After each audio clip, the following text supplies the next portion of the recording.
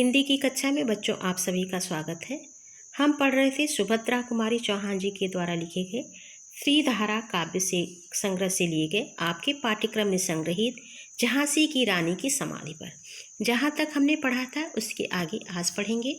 यहाँ पे कवित्री यह बताती हैं, बढ़ जाता है मान वीर का रण में बलि होने से, मूल्यवती होती सोने की भस्म यथा सोने से। क्या कहती कवित्री कि जब कोई वीर युद्ध करते हुए युद्ध में बलि हो जाता है, युद्ध में शहीद हो जाता है, युद्ध में अपने प्राणों को न्यौछावर कर देता है, तो इस वीर का सम्मान और भी अधिक बढ़ जाता है। कैसे बढ़ जाता है?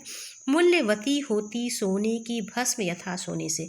जिस प्रकार से सोने से ज़्यादा मूल्यवान सोने की भस्म हो जाती है, सोने को जलाने पे थोड़ी सी भस्म, थोड़ी सी राख मिलती है, तो वह भस्म जो है सोने से भी ज़्यादा बहुमूल्य हो जाती है।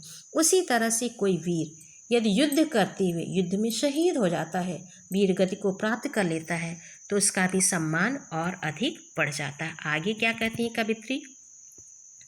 रानी से भी अधिक हमें अब यह समाधि है प्यारी, कि झांसी की रानी लक्ष्मीबाई से भी ज़्यादा प्रिय अब यह समाधि हमें है। यहाँ निहित है स्वतंत्रता की आशा की चिंगारी।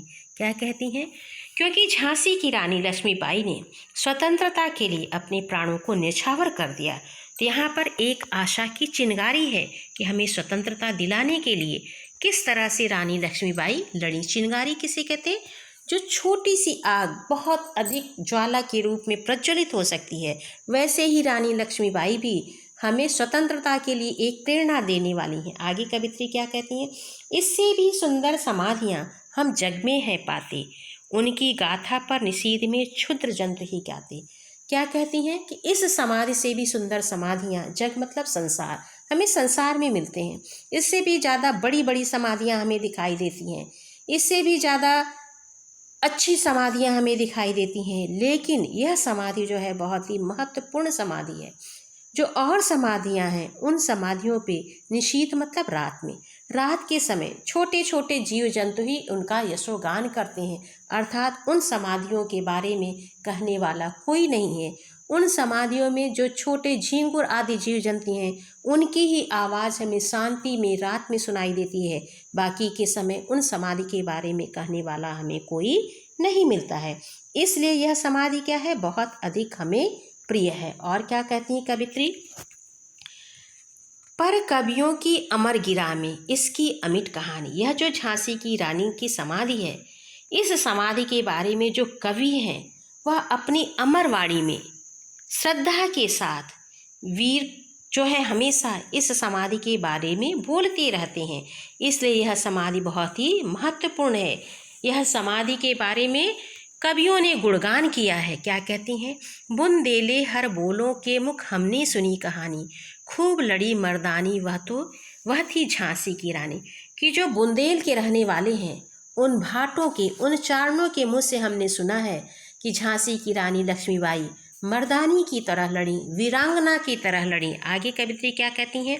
यह समाधि, यह चिर समाधि है झांसी की रानी की।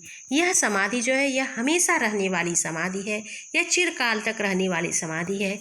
यह झांसी की रानी लक्ष्मीबाई की समाधि है। अंतिम लीला स्थली यही लक्ष्मी मर्दानी की, झांसी की रानी जो लक्ष्मीबाई हैं उन लक्ष्मीबाई की यह अंतिम लीला स्थली है। अर्थात झांसी की रानी लक्ष्मीबाई यहाँ ही लड़ते हुए वीर गति को प्राप्त हो गईं, अपने प्राणों को उन्होंने न्यौछावर कर दिया। इसलिए यह समाधि हमें और भी अधिक प्रिय है, इस समाधि का और भी अधिक महत्व है। तो यहाँ पे रानी लक्ष्मीबाई के प्रति अपने श्रद्धा भाव को कवित्री ने व्यक्त किया है और खड़ी बोली है, ओज गुण है। तो यह झांसी की रानी की समाधि पर यह पाठ यहीं पे पूर्ण होता है। धन्यवाद।